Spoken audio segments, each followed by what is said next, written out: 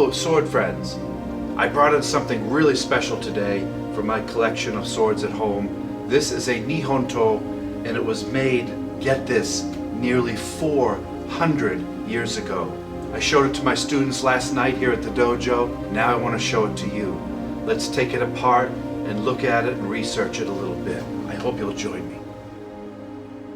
Alright, let's take a closer look at this old sword that I brought in from home. In comparison, I have kind of a modern day mass-produced katana here, and this is the old one. First thing I want to note is look at this beautiful bag that it's in. The person from Japan that sold it to me told me that this is an actual old kimono.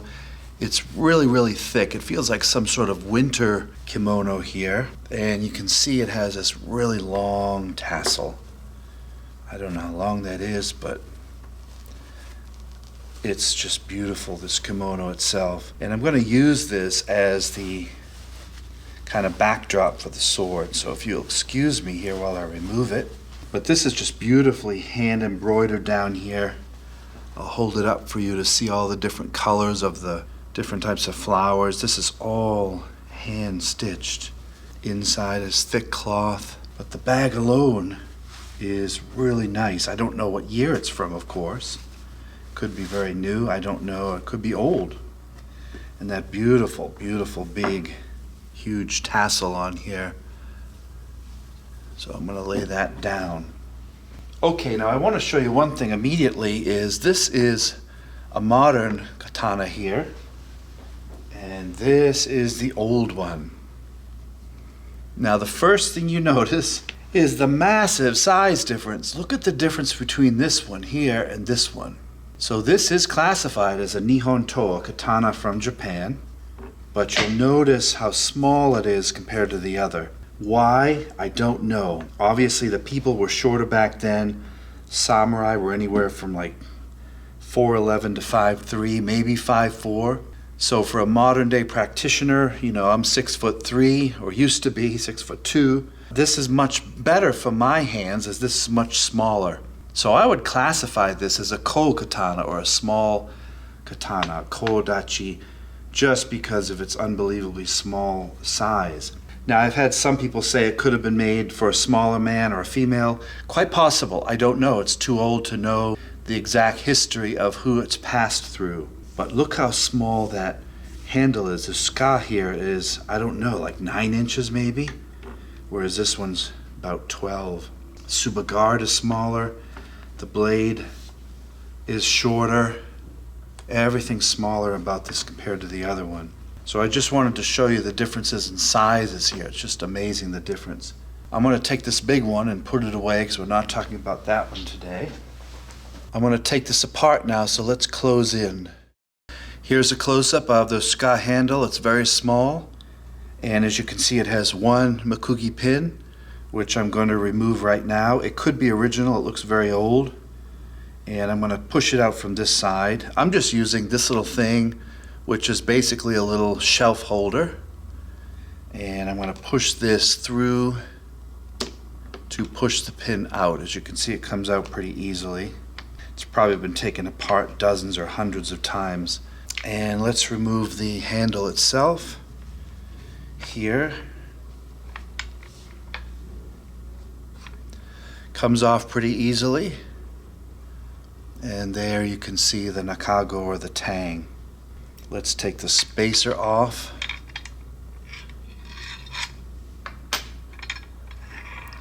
The tsuba guard, which we'll talk about, which is also handmade.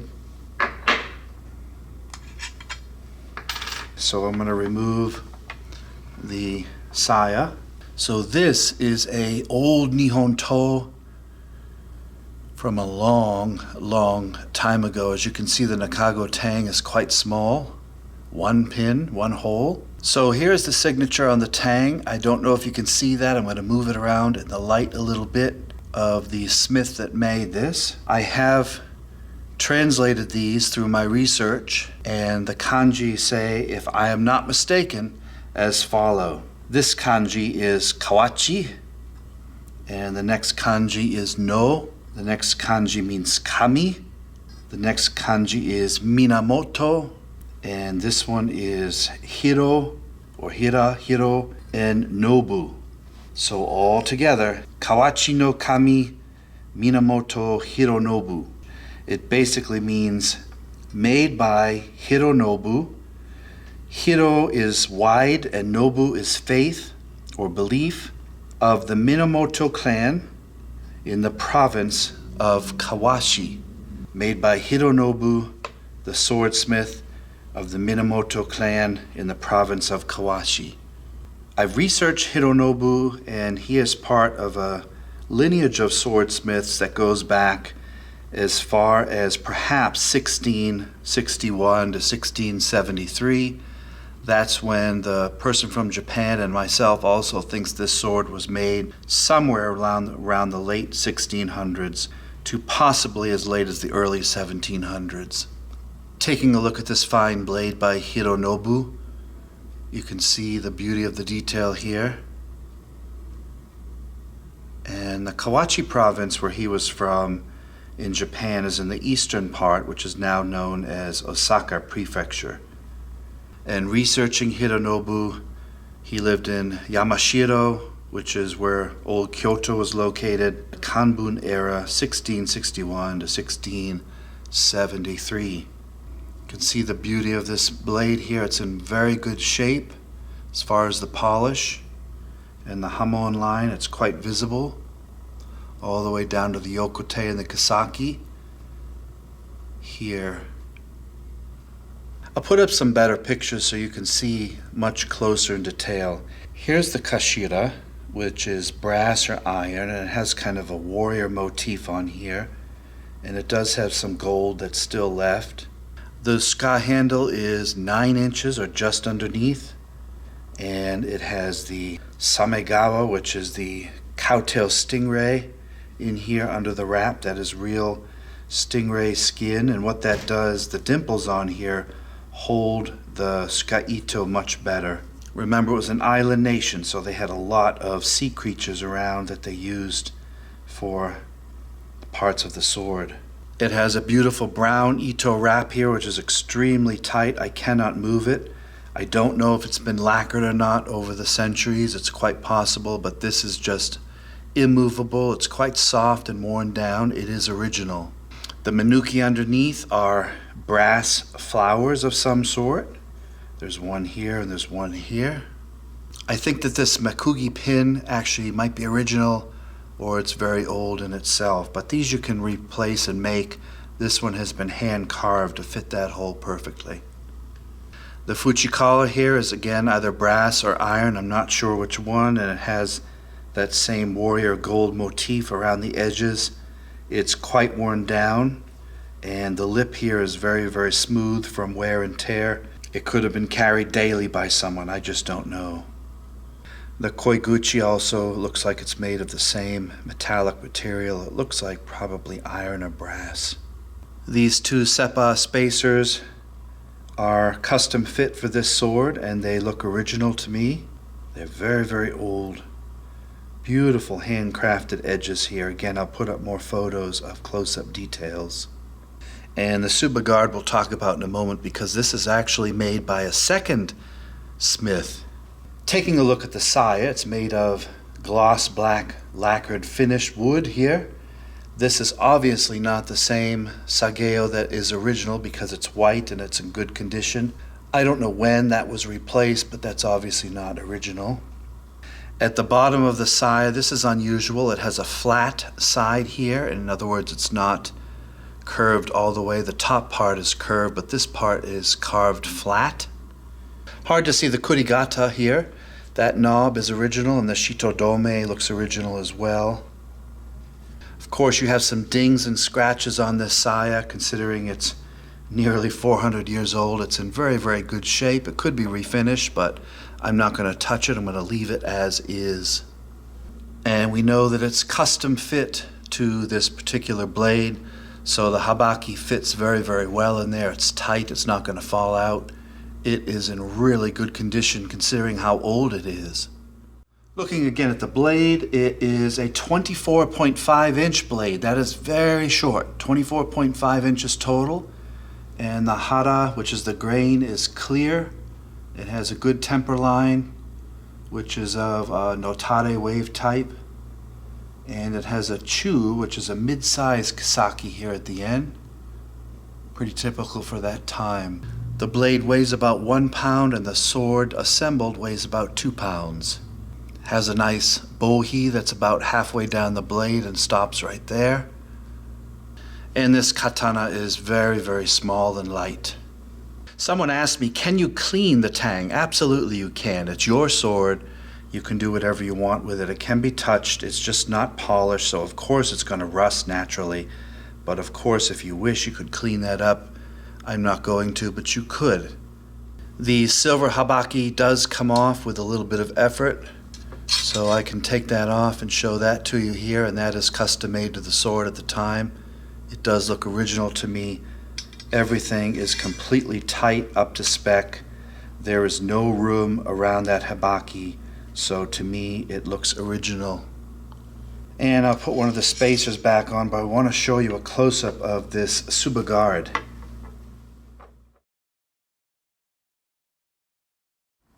Now, I didn't know at the time that this tsuba guard was a work of art in itself. This guard, which was a surprise to me when I took it apart, was made by Kinai.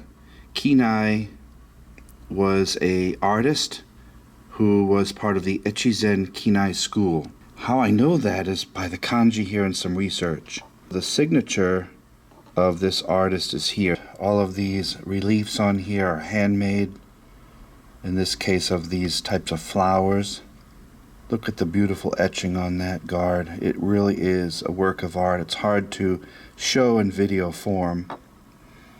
Now, the guard sits this way on the sword, but the kanji are this direction. So if you look, it's very hard to see, I understand, but I translated these as best I could. I think they're correct. Of course, they could be wrong. This kanji is ki, which means like to record or to chronicle. And then nai, which is like inside or within. Saku, which means a production or a work of art. And up here, this is etsu, or echi, which means to go beyond. Zen, which in this case the kanji is before or previous. And ju, which is a dwelling or a living. So altogether, Echizen Ju Kinai Saku is what this says. It is translated as made by Kinai residing in the Echizen province. So this work of art is a beautiful piece in itself, and I'll tell you a little bit more about these sword makers in the next section. While doing research, I found some notes on this particular school of sword guard makers, and I'll read them to you. It says, Kinai were the most famous craftsmen of the Echizen province, which was on the west side of Japan. These tsuba sword guard makers continued for 6 generations. So 6 different generations of sword guard makers, and they continued into the Edo period and the start of the Meiji period. It says here the Kinai masters made guards only of hard and well-forged iron, usually coated with black magnetic oxide. They confine themselves to pierced relief, showing extraordinary cleanliness both of design and execution. Any considerable heightening of gold is found as a rule only in the later work. They started out with dragons, and most of their guards appeared to be round. The 3rd master started to add fishes and birds into his designs, and the 5th master started to add autumn flowers. These makers were active from the 17th to the 19th century. I think this guard has kind of hollyhock leaves on it. If you are a sword guard expert, you may be able to enlighten me a bit more on the details of when this particular one was made. I am so happy that this guard was on this old sword. So here we have this beautiful old katana made by the smith Hironobu, which means one of wide faith. And he was part of the Minamoto clan of swordsmiths, and they lived in the province of Kawachi, or that's where it was made. Kawachi means river. Kami is to guard or protect. Minamoto means the source, and Hiro means wide, Nobu, faith. What a cool name. I don't have a name for this sword yet, but I might just think of one, and maybe I should just call it the Blade of Wide Faith. It is beautiful. The maker lived somewhere around 1660, so this is fast approaching 400 years old. It's in great shape. It is beautifully made. It is a work of art, and I will cherish it so, keeping it safe in my safe, so that I can pass it on to the next generation of martial artists to keep in their collection and to keep these beautiful works of art alive and part of our history of the world. You may be watching this right now, and you might be a young person, and I love nothing more than sharing things like this with people like you. Why? Because you're going to be the next generation and generations that carry on the tradition of the martial arts. I've been studying martial arts actively for over 40 years, and it seems like that. And my time is ending soon. So hopefully one of you out there will see something like this, and be inspired to go into the martial arts or to continue your training so that you become the next steward of the martial arts for your generation and generations to come. Yeah, it's just an old sword, but it's so much more to that if you look at what it teaches us about life and death. Thanks for watching, everybody. I really appreciate your time. There'll be more swords to come. Take care.